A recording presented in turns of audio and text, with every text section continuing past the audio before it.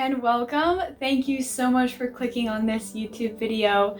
My name is Michelle and welcome to my channel called Michelle the Mystic. This channel is going to be all about spirituality, about growth, about self-love, about inquiry. And I just like to preface this by saying this is my first YouTube video, and I am by no means a spiritual guru or spiritual expert. I've just found myself within the past year on my own spiritual journey. Really just felt called to start sharing my messages to a larger audience. A big part of this spiritual journey started with meditation. I've been meditating for about 4 years now, just on my own. And I found that a lot of people, when I mention meditation, actually don't understand what it is. Some people think that you just sort of sit and you try to relax your body, you try to relax your mind, and that is true. So I found that a lot of people, I've had to actually explain to them what meditation is. So I figured that if I'm going to start a spiritual YouTube channel, my first video should be about meditation, about what is meditation, how to do it, and why is it so important. So those are the things I'm going to be covering in this video. So if that's what you guys are looking for, please stay tuned for the rest of the video.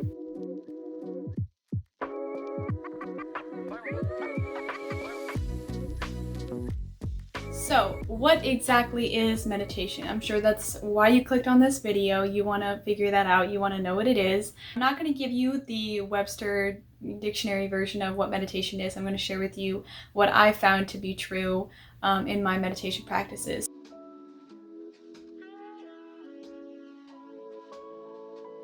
So meditation for me is sort of a lifestyle practice that allows you to quiet the mind, to sit with yourself, and to really just realign with your being, who you are, your thoughts, your emotions, and sort of just gain that emotional stability. So there are a ton of benefits to meditation, but I'll get into those into the next point.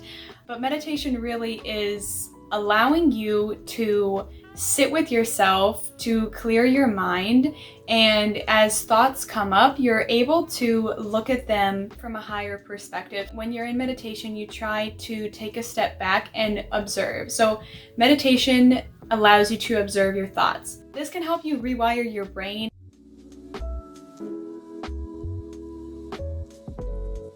World-renowned Indian yogi and spiritual teacher Sri Sri Ravi Shankar says meditation is the journey from sound to silence, from movement to stillness, from a limited identity to unlimited space.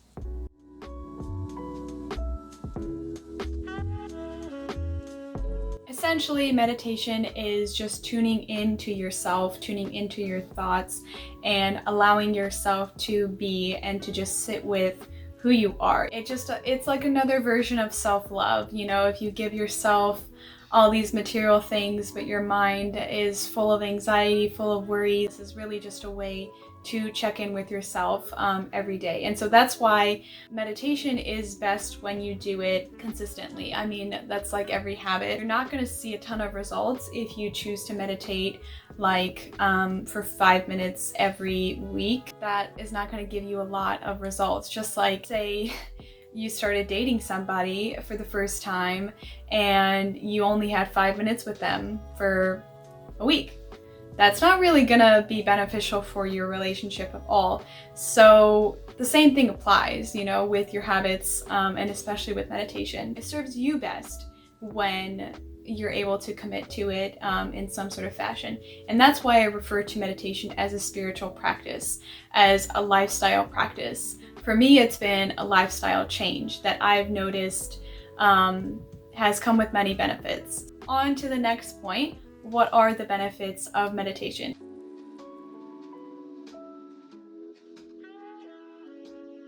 So a daily meditation practice can help you reduce fear, can help you reduce stress, can help you reduce worry and anxiety, and not only reduce all those negative things in your life that are draining you and draining your energy, but it can also increase your feelings of gratitude, of love, of compassion for yourself and for others. It really changes the way that you go out into the world. If you show up every single day for yourself, you're creating a habit and gaining better trust in yourself and your ability to do things in the world. It is really hard to start a habit, and it is really hard to stick with it. If you don't stick with it, you lose that bit of trust in yourself and your ability to trust yourself in doing the things that you say you will do. If you're able to show up for yourself and able to sit down and just quiet your mind, even if it's not a good meditation, that's one thing that I really want to stress. It is so hard to sit down every day and to have an amazing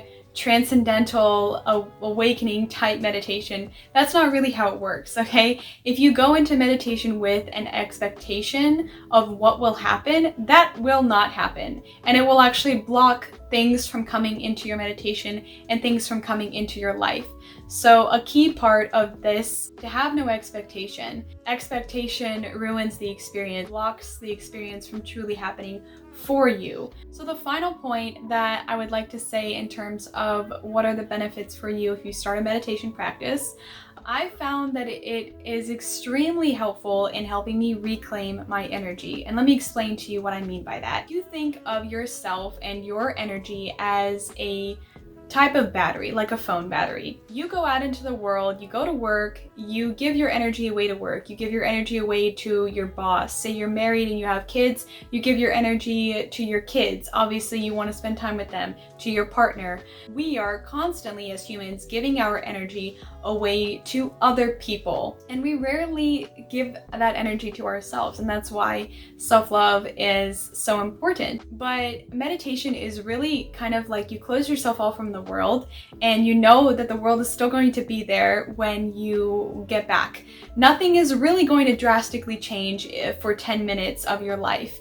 10 minutes you can take to yourself. You can be selfish and you can sit with yourself and just really just tune everything else out. And in that process of coming back to yourself, you are able to reclaim that energy that you've given away to the world. And there are many ways to do this. Those actually go into my next point of the different types of meditation.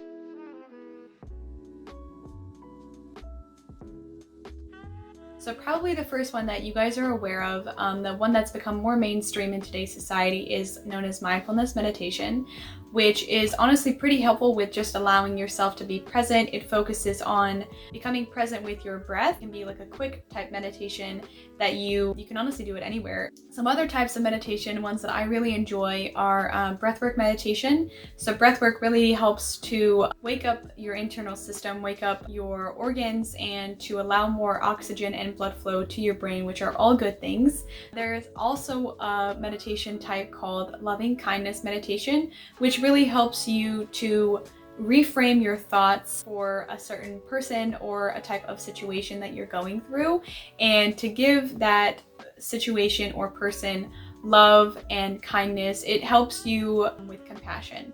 There are also a couple ones called transcendental meditation or spiritual meditation. Those help you sort of maybe gain a higher sense of consciousness, of self-awareness, of your higher self, those types of things. Then there are also body scan meditations that really help to relax your body and can really get you out of your mind and focusing on your body. So those are the different types of meditations.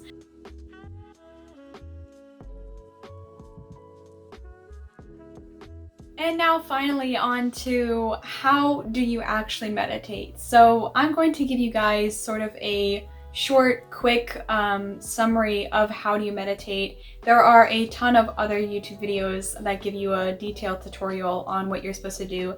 I honestly don't believe that it has to be a specific way, but there are some common things that you guys should probably adapt. I would recommend that you sit on the floor or sit on a chair cross-legged, have your hands facing up and they're resting on your knees. And I would also suggest you find some support and you can just lean on that. That's like sort of the framework. I would 100% recommend guided meditations if you're first starting out. And a quick way to do that, you can do that on YouTube. So you can search for different meditations, make sure that they don't have any ads that play. through the meditation, otherwise that will interrupt your meditation and it won't be good. But you can also do it on different apps. So a common app for meditation is called Headspace. They have some really great stuff. So the app that I use and I've been using for 4 years now is called Insight Timer. So it's free for, I think it's free for iPhone and Android. I have an Android, and there are over 70,000 free meditations, and you can filter it through music, you can filter it by time, you can filter it through the different types of meditation, and you can filter it through the types of benefits that you want. So you can do it in a bunch of different ways, but that is probably my number one resource I would recommend for you guys, because you can really tailor it to whatever type of experience you want.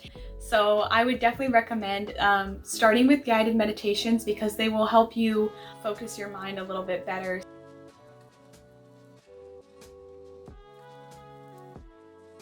And the last thing that I want to share with you guys today in this video are the different alternative forms of meditation that exist. I have been guilty of trying to get all of my family and friends involved in meditation just because I love it so much and I found it to be transformative in my life. I think I just texted her. I didn't even talk to her face to face. I was just like, hey, like, I think you should start meditating because you're always like stressed out, and I think it would be really helpful for you to reduce your anxiety, to reduce your stress, to just help yourself relax. I think she honestly responded by saying, I have my own form of meditation because I love cooking and I love working out. And that was when I realized that there are actually different forms of meditation, different things that can put us into the same type of meditative state. For instance, mindful cooking. That can really help you if you're focused on cutting things up and doing things right and kind of doing things slow and just being present. That is essentially mindfulness meditation, but it's doing something completely different. You're awake, you're moving, you're cutting things, you're cooking. Another one is exercise. So I've found that exercise, it depends on the person, but exercise can be very grounding for me in terms of like, I really feel like I'm in my body when I'm exercising, obviously because my heart rate is going, I'm sweating, I'm uncomfortable, I'm like panting.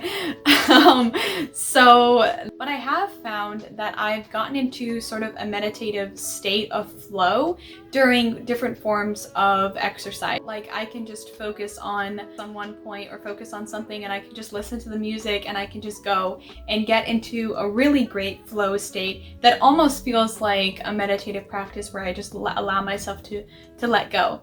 So there are different forms of alternative forms to meditation than to actually sit down and to be with yourself and to meditate. So other things could include art, really anything that can put you into a flow state. You don't always have to sit with yourself for 20 minutes or something. If you can't do that, do something that at least allows you to feel like you're in the flow, to relax your mind and to relax your thoughts. So finally, those are all of my tips for you guys.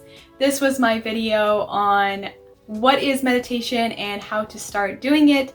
Thank you very, very much for clicking on this video and watching it all the way through. I do have some links below if you are interested in checking out some helpful resources. I've listed them for you below, and I've also listed the main key points of this video so you guys can just click to those if you are someone to take notes like I am.